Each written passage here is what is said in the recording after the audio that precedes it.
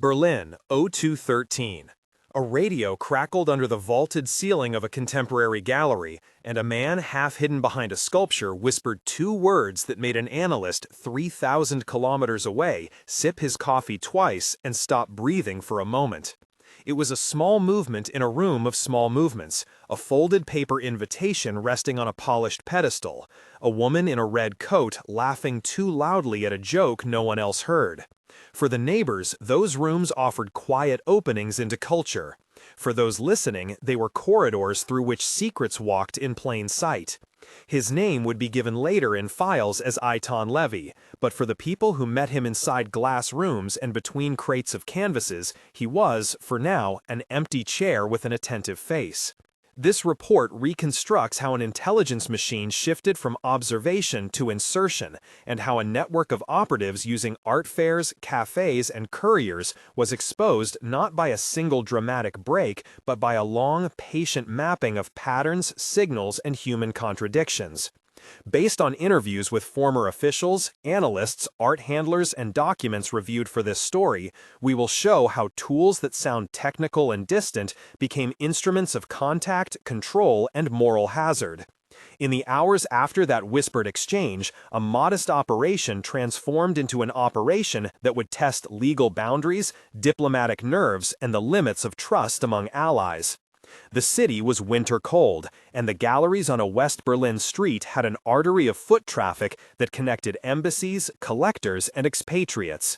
The first scene the viewer should picture is small and immediate, a doorman tapping his cigarette into a metal ashtray, the faint chemical smell of gallery glue and solvent that always clung to new exhibits, the low hum of conversation mixing with the clipped heels of tourists and the distant subway rumble.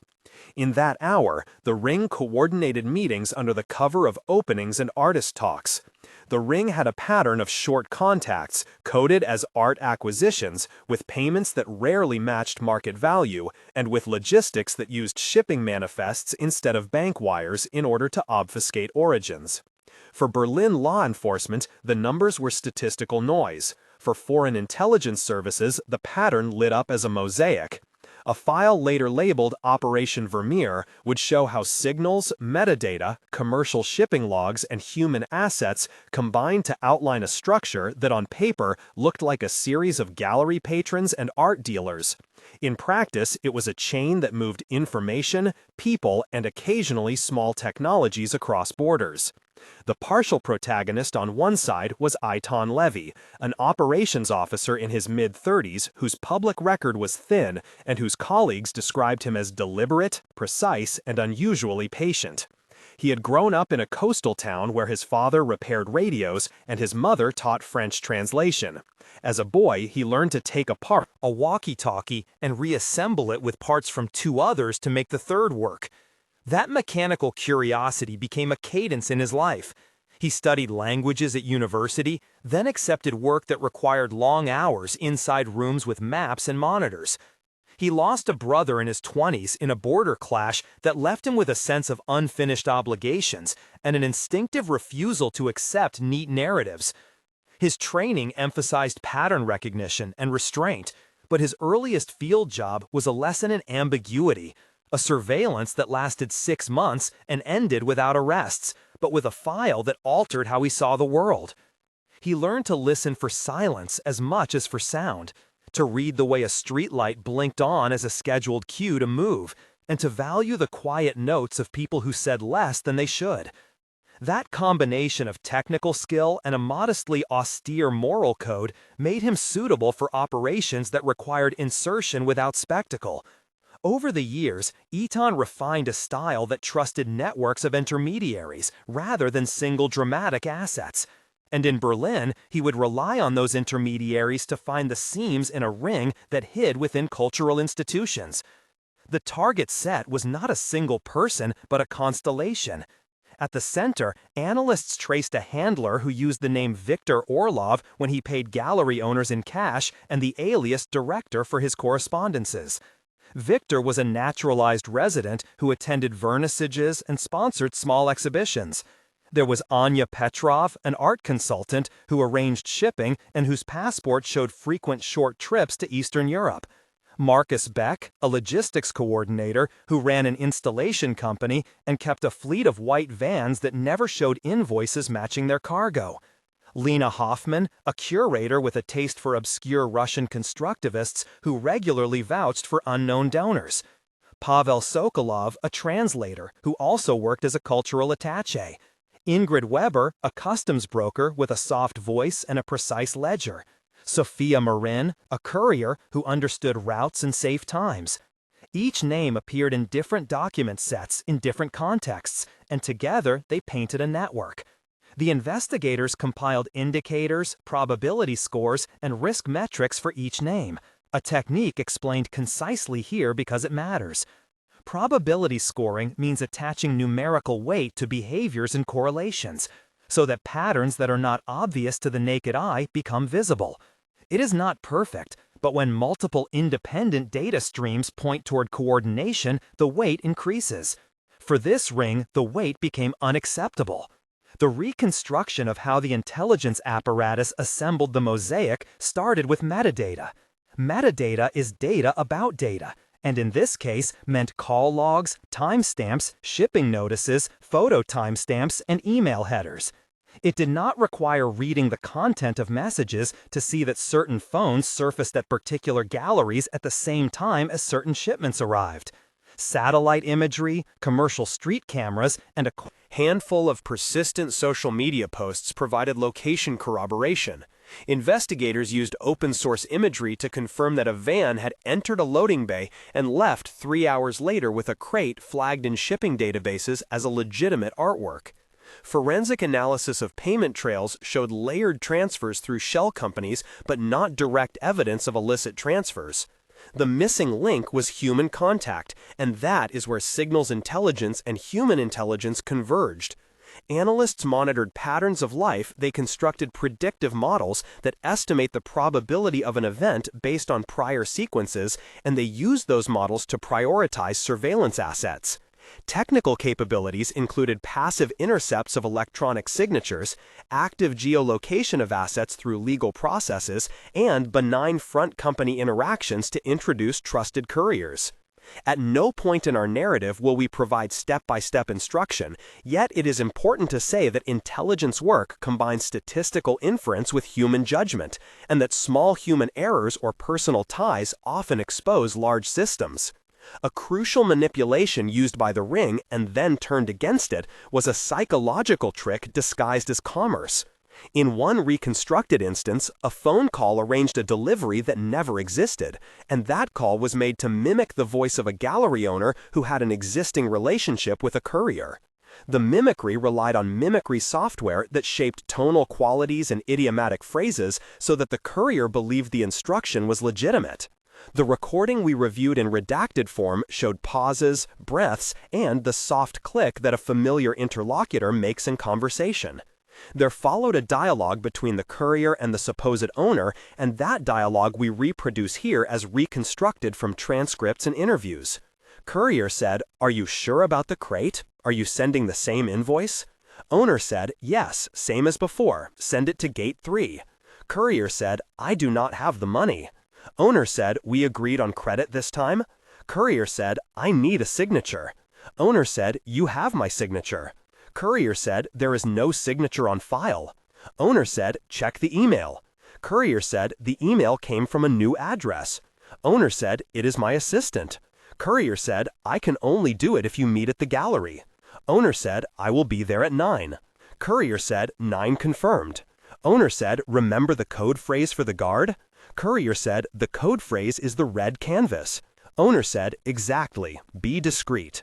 In those 6 to 8 exchanges, there were fleeting emotional tugs, a pause that suggested hesitation, breathy consonants that hinted at nerves, and an assumed intimacy that lowered skepticism.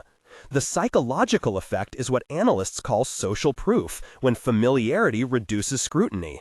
The ring depended on that trust to move items and messages. At roughly 1/3 into this narrative pause, we want to give you a moment to react and to participate, because stories like this are not merely puzzles for experts, they are civic conversations. If you were surprised by how a familiar voice can be emulated, do not be alone in that reaction.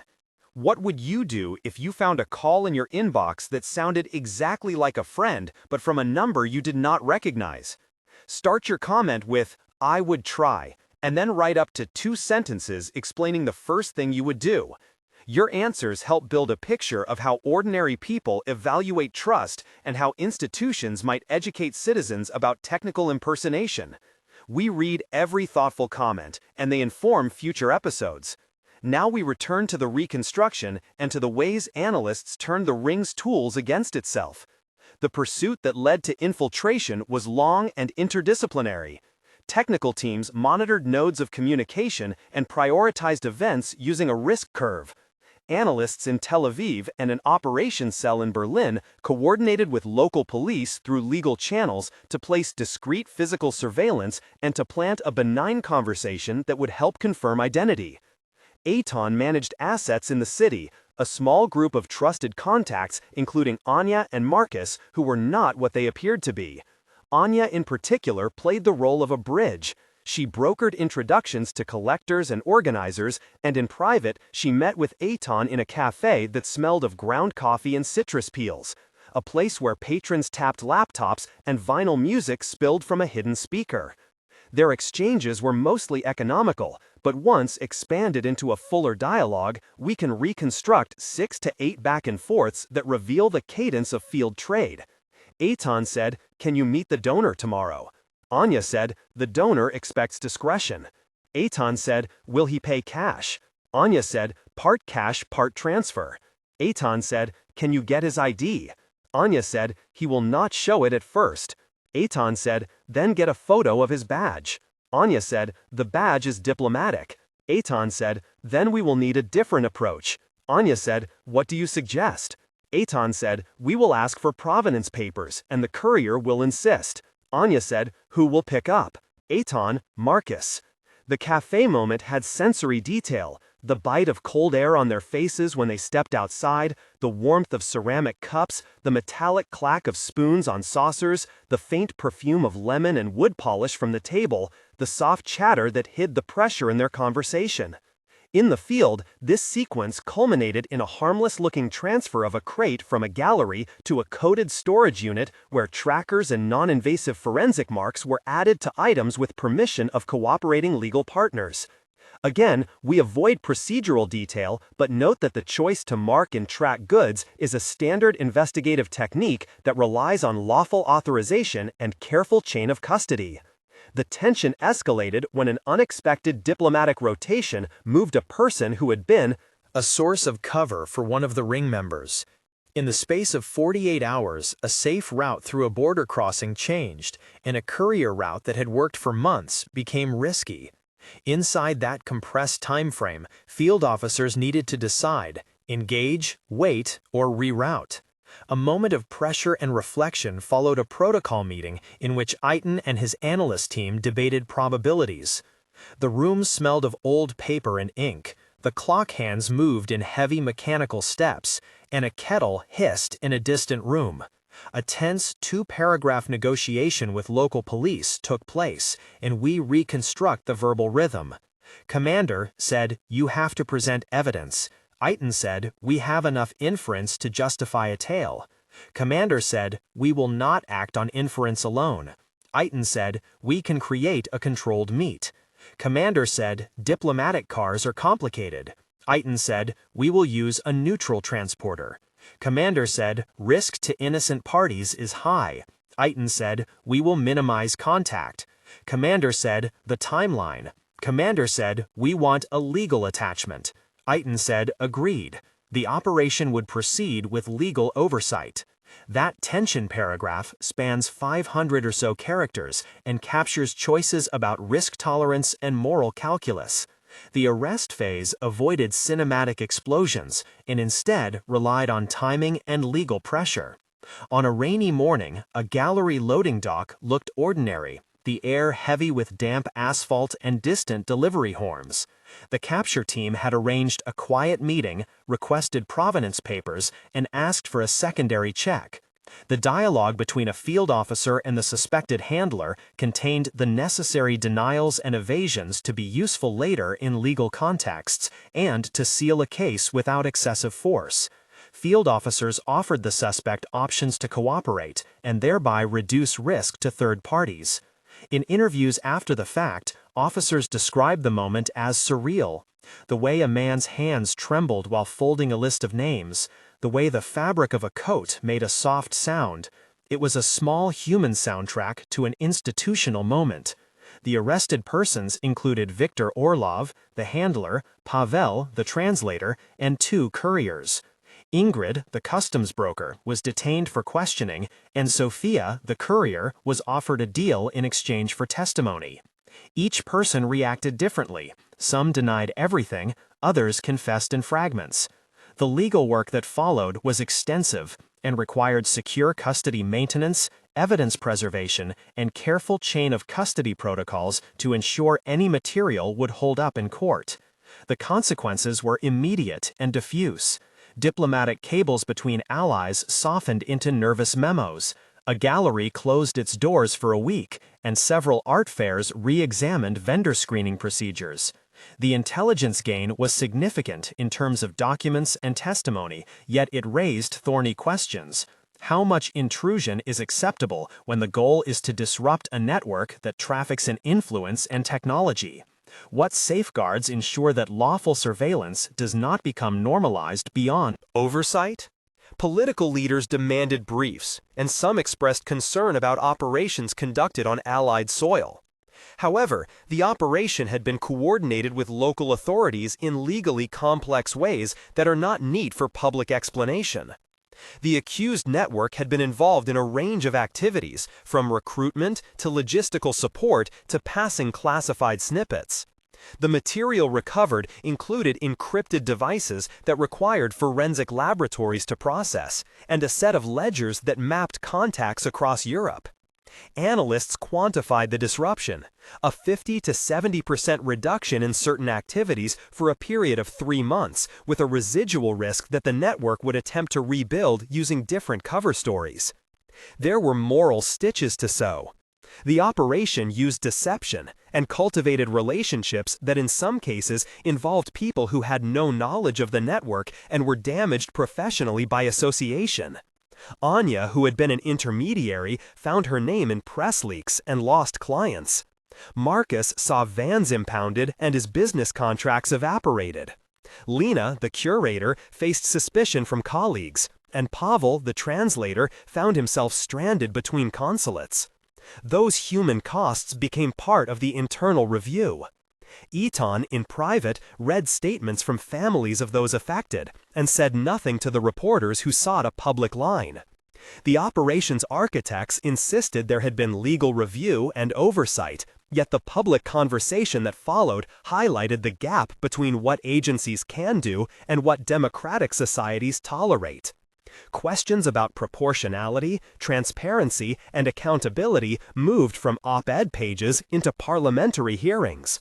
The apologue shows 3 time frames: 1 month, 3 months, and 6 months after the events, and it is here the larger implications become clear. 1 month later, the immediate fallout had settled. Galleries implemented stricter provenance checks, adjusted guest lists, and shipping companies tightened manifest verification. The community felt a coldness, a mutual suspicion where hospitality had once been easy. Legal teams met with diplomatic liaisons to patch paperwork and to clarify jurisdictional questions. The detained individuals faced legal processes. Some pleaded and accepted reduced charges, while others contested everything. The public messaging emphasized that the action had been necessary to protect sensitive information and to disrupt malign activities. 3 months later, the systemic adjustments began to show results. New protocols at fairs and at customs reduced the ease with which small packages crossed borders without scrutiny. International meetings were convened to talk about cultural diplomacy and abuse of cultural cover. Some in the art world decried bureaucratic overreach. Others accepted that safeguards could coexist with artistic freedom. The intelligence community reported a measurable decline in the specific network's activity while warning that other methods would be tried by adversaries. 6 months later, the situation had settled into a new normal. Some members of the ring had been sentenced, others had fled. Several galleries revised their internal policies, and some collectors adopted independent verification services. A few informal networks adapted using different cover stories, and the analytical lesson recorded in after-action reports. The city continued to host art fairs and openings, but the conversations at those events now sometimes turned to provenance and to the unseen politics of patronage. In the end, the case left a residue larger than arrests. It illustrated how modern intelligence relies on both old-fashioned human observation and contemporary tools like metadata analysis, predictive models, and voice synthesis. Yet, it also showed that technology alone does not determine outcomes. People make decisions. People carry the moral weight. The art world learned a lesson about being an unwitting corridor for influence. The legal system wrestled with jurisdictional complexity, and the broader public glimpsed the fragility of trust in an age of imitation. The question that remains, and that this story leaves with the viewer, is simple and unsettling. Who watches the watchers, and who limits the machines that now shape who we choose to believe? If this story stirred you, and you want to contribute your view, please comment beginning with "I would try" and describe in up to 2 sentences how you would verify a suspicious call or message. Subscribe if you want more reporting that examines how technology, power, and everyday life intersect, and that brings documents, interviews, and analysis into the open. In a world where galleries can host secrets and where a whispered phrase can reroute a life, the final image is of a small room with a carrier bag left on a chair. Its canvas folded into the dark like a question that will not simply go away. Who decides when intrusion becomes protection, and who answers when protection becomes intrusion?